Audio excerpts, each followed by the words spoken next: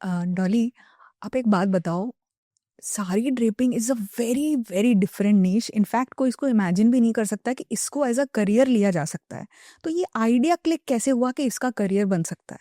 हमारे लाइफ में ना सब चीज एक एग्जाम्पल है। ऐसे तो पानी बहुत बह रहा था, बट किसी ने उसी पानी को फिल्टर करके बॉटल में भर के आपको 20 रुपए में बेच दिया। आइडिया जी। It's exactly like that.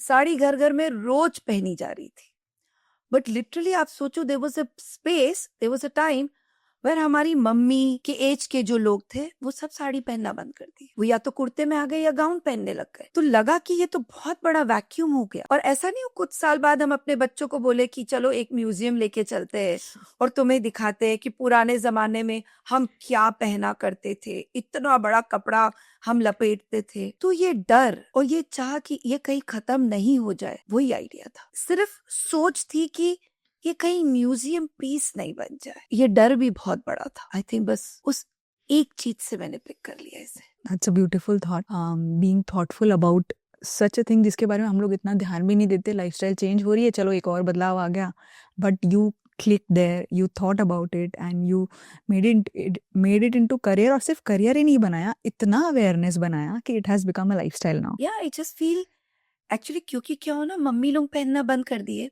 C now when your parents aren't wearing it, you will just feel that if they are not wearing it, that means it is not comfortable for them to show कि भाई हम इसमें comfortable है। only then the Gen Z is going to accept it. I think it's all about that. हम आपके बारे में research कर रहे थे, तो एक चीज़ रिपीटेडली हमारे रिसर्च में आई कि आपको समाज ने सपोर्ट नहीं किया जब आप स्ट्रगल कर रहे थे। मेरा क्वेश्चन ये है, जब समाज आपका हेल्प नहीं कर रहा था या फिर आपको और ज़्यादा आपके लाइफ में प्रॉब्लम्स आ रहे थे because of not getting support from समाज, how did you talk to your self?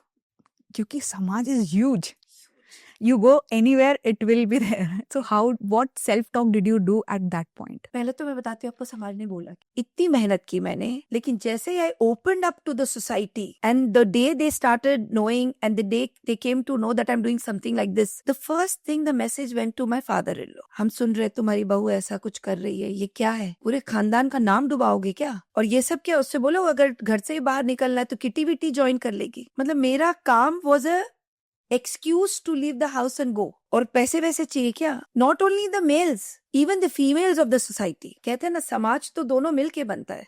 मैंने कभी नहीं कहा कि ये male member of the society मुझे ऐसा कहे। It was male and female both. They all came up and they said all of these. But I think बड़ा मुश्किल होता है इन सब से लड़ के अपने आप को एक मुकाम पे पहुंचाना। एंड आई थिंक हर दिन मैं अपने आप को बोलती थी कोई बात नहीं, इसने आज एक चोट मारा है। रोते रोते पापा के पास जाती थी। मेरा ना एक ही जगह घूम फिर के मैं पहुंच जाती थी, पापा पापा क्या करूं, सोसाइटी तो ऐसे कह रही है। पहली बार किसी ने मुझे कहा था तो पापा ने कहा कि बेटा सोसाइटी तो ये बोलेगी, क्योंकि आपने जो फील्ड सिलेक्ट किया है वो इन्हें पता ही नहीं ऐसा कुछ फील्ड भी है। तो आपको क्या करना है, आपको उस जंगल में से रास्ता बनाना है जहाँ पे रास्ता है ही नहीं। तो हर दिन अपने रास्ते को क्लीन करती चली गई, हर दिन अपने आप को मोटिवेट किया। हर दिन पापा ने कहा कि कोई बात नहीं बेटा, उठो और फिर चलो। तो जब भी I felt low, it was only him who would say कोई बात नहीं बेटा, उठो और फिर चलो। So I think that's how I kept on motivating my self. आज हमारे बीच में पापा नहीं है, बट आज भी कभी भी मैं आंख बंद करती हूँ तो पापा की वो बात याद आती है, कोई बात नहीं बेटा, उठो और चलो। Beautiful lines. सबसे ज्यादा किस चीज में, किस एरिया में आपने स्ट्रगल करा था? सबसे ज्यादा तो लोगों को कन्विंस करने में मुझे स्ट्रगल हुआ था। To tell people that I want to do something and I am capable of doing this was a struggle, and then to charge them for that. ये वही वाली बात हो गई कि हमारे घर में हमारी मम्मी कुक कर रही है, बट हम शेफ को बुला रहे कुकिंग करने के लिए और शेफ हमसे रुपए ले रहे। तो ये वही वाली चीज थी कि हम ड्रेपिंग कर रहे हैं, जो कि रोज आप ड्रेप करते हो, बट हम ड्रेप करेंगे तो हम आपसे रुपए लेंगे। I didn't know what to charge, I didn't know how to drape. I knew how to drape it on myself, but दूसरे के ऊपर ड्रेप करने के लिए क्या क्या चीज का ध्यान रखना है ये तो मुझे पता नहीं था। तो I think that was the biggest challenge there. So initially you were struggling, एक तो सबको मनाने के लिए कि ये एक सर्विस हो सकता है, ये एक सर्विस इंडस्ट्री बन सकती है, and secondly to charge is also a new thing कि यार साड़ी पहनाने का कैसे कोई पैसे मांग सकता है, ये वाला रिएक्शन आपको मिला होगा. So what was that first break ऐसा जब आपको लगा कि नहीं आई वाज राइट, मैं जो सोच रही थी, क्योंकि जब सब सवाल करते हैं ना खुद भी हम क्वेश्चन करने लग जाते हैं, क्या वो सही तो नहीं है, एकदम कहीं मैं गलत तो नहीं कर रही हूँ. क्योंकि मैं जिस वक्त इसमें घुसी, एक मेकअप आर्टिस्ट होता था, वो मेकअप करता था, हेयर करता था और ड्रेप भी कर देता. अच्छा, ड्रेप में क्या है, वो प्लीट पकड़ा, बोला अच्छा आप मदद करिए, मैं आपको ऐसे मदद कर रहा हूँ. फिर वो फीमेल टक्कर लेती थी. हाँ. फिर उसके बाद वो शोल्डर पर, अच्छा पिन कहाँ लगाना आप बता दीजिए, मैं पिन लगा देता हूँ. So basically instruction would be the person who is getting it draped.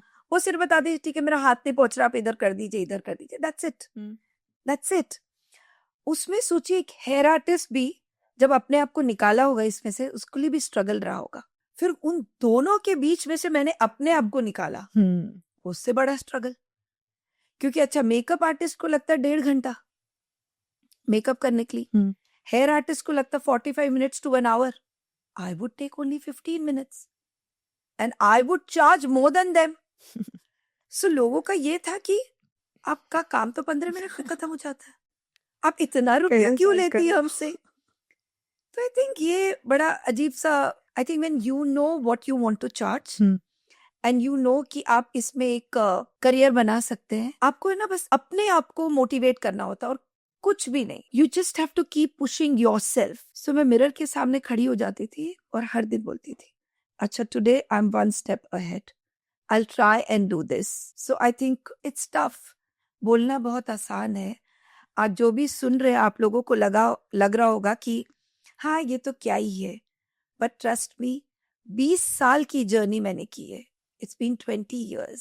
मेरा आज आप देख रहे हैं, बट मेरी 20 साल पहले की जर्नी कोई नहीं देखा, किसी ने वो स्ट्रगल नहीं देखा, किसी ने आके मुझसे पूछा नहीं Dolly can I support you in any way. And trust me nobody will come, कोई नहीं आएगा. आपका अपना सपोर्ट आप खुद and nobody else and your parents definitely. What was your first big break? यकीन नहीं मानोगे आप, लेकिन पहला ड्रेप मैंने जब किया ना, वो श्रीदेवी जी को. When I didn't even know that I wanted to be a drape artist. When I didn't even know how to drape a sari. So हुआ यूं, my mama ji is a film producer. Okay. And उनके यहाँ कोई party थी, श्रीदेवी जी की साड़ी में कुछ गिर गया था, वो नेक्स्ट डोर कुछ ठीक करने के लिए गई और मैं इतनी बड़ी उनकी फैन, मैं उनको फॉलो करते हुए वहां चली गई और मैं देखी कि वो प्लीज ठीक करे, तो मुझे लगा कि मैं उनका हेल्प कर देती. I don't know for what reason, I just said give me, I will do it. So उन्होंने कहा no I know how to do it, I have been wearing it for years. I said no but I will do it properly for you, don't worry. I literally, बोलते ना साड़ी हाथ से छीन लेना, literally मैंने साड़ी हाथ से छीन ली और मैं पटली बनाना शुरू की. अच्छा ऑब्वियसली मैं, क्योंकि मेरी शादी एक ऐसे घर में हुई थी जहाँ साड़ी पहनना था, तो साड़ी मैं रोज पहनती थी. मैं पटली बनाना शुरू की और श्रीदेवी जी बड़े घूर से एकदम ऐसे मेरे फिंगर्स को देख रहे थे. मेरी डॉली तू तो गई, कुछ तो तू गड़बड़ कर रही है. And then after some seconds she just said कि Dolly your fingers move like magic, why don't you take it up as a profession. बस वो एक why don't you take it up as a profession Calcutta वापस आई. Then I just thought मुझे यही करना है. वो एक बीच था, फिर धीरे धीरे धीरे धीरे आई केप्ट ऑन उसको नर्चर करती गई और आज वो इतना सुंदर पेड़ बन गया है कि वो सिर्फ मुझे नहीं बट मेरे पूरे कंट्री को छाव दे रहा है. And I feel so proud of. ये हम लोग कौन से साल की बात कर रहे हैं? It's been 20 years when I was like 30 years old. When you came back